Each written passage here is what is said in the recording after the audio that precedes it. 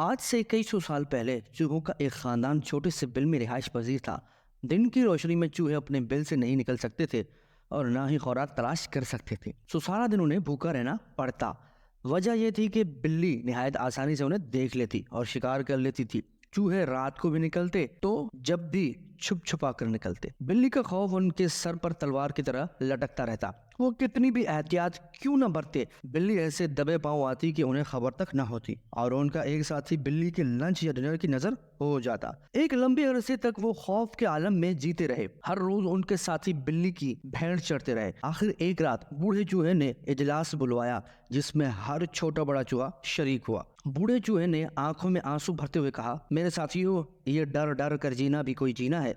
ये कैसी जिंदगी है कि हमारी आंखों के सामने हमारे प्यारे दुश्मन की पेट का ईंधन बनते रहे और हम चुपचाप सहते जाएं। बूढ़े चूहे की आवाज बुलंद होती गई। उसने चारों तरफ नजर दौड़ाई। दीगर चूहों की आंखों में आंसू देखकर उसने मुक्का हवा में लहराया और कहा, आखिर कोई हद होती है इस जुल्म सहने की भी। सोचो मेरे साथियों, कोई तरकीब सोचो इस अजाब से निजात पाने की, आजाद जिंदगी गुजारने की। बूढ़ा चूहा खामोश हुआ तो सब सर जोड़कर बैठ गए। आखिर एक चूहा जोर से उछला और बोला, वो मारा, ऐसी तरकीब सोची है कि बस। सारे चूहे एक जबान होकर बोले, हो क्या? चूहा खंकारा, फिर अपनी गर्दन सहलाते हुए गोया हुआ, हम एक घंटी बिल्ली की गर्दन में बांध देंगे तो जब वो आएगी तो घंटी बजेगी और हमें पता चल जाया करेगा और हम भाग जाएंगे। सब चूहे खुशी से तालियां बजाने लगे।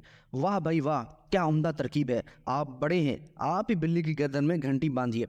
चूहा तैयार हो गया। जब बिल्ली के आने का वक्त हुआ तो घंटी लेकर बिल के बाहर खड़ा हो गया। बिल्ली करीब आई चूहे के तो छक्के छूट गए, पाँव कपकपाए, हाथ थरथराए, घंटी हाथ से छूट गई।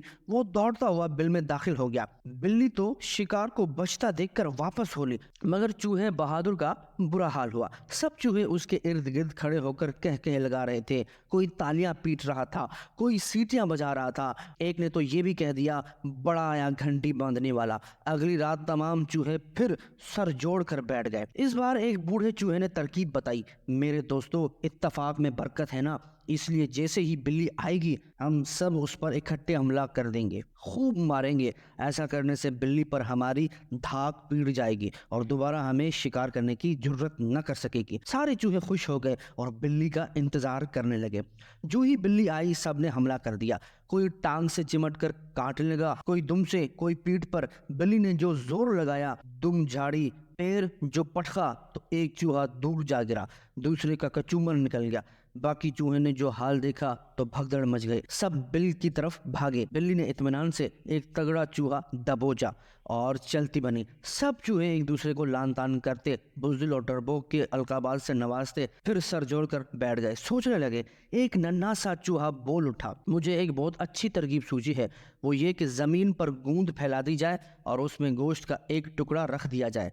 बिल्ली जब गोश्त का टुकड़ा लेने आएगी तो उसके पांव गोंद की वजह से चिपक जाएंगे, फिर वो हिलने जुलने से कासिर हो जाएगी और यूं हम घंटी उसकी गर्दन में बांध देंगे। अब चूहे खुशी खुशी गोंद जमीन पर फैलाए, घंटी हाथ में पकड़ी, बिल्ली का इंतजार करने लगे। बिल्ली आई, सुर्ख गोश्त का बड़ा सा टुकड़ा देकर उसकी बाँछें खुल गई। झट से उस पर लपकी, लेकिन ये क्या, उसके पांव गोंद के दलदल में धंसते चले गए। जैसे जैसे निकलने की कोशिश करती वैसे वैसे उसका जिस्म मजीद गोंद में लुथड़ता जाता। चूहों ने ये जो माजरा देखा तो नारा मस्ताना बुलंद किया। नन्हा चूहा लपक कर बिल्ली की पीठ पर चढ़ गया और उसकी गर्दन में घंटी बांध दी। देर तक चूहे नन्हे के हक में नारे लगाते रहे और निजात का जश्न मनाते रहे और बिल्ली का मजाक उड़ाते रहे। और उसी वक्त से चूहे बिल्ली से नहीं डरते। उन्हें बिल्ली के आने का दूर से पता चल जाता है, क्योंकि उसकी गर्दन में बंधी घंटी बजती रहती है और वो फौरन ही अपने बिल में छुप जाते हैं।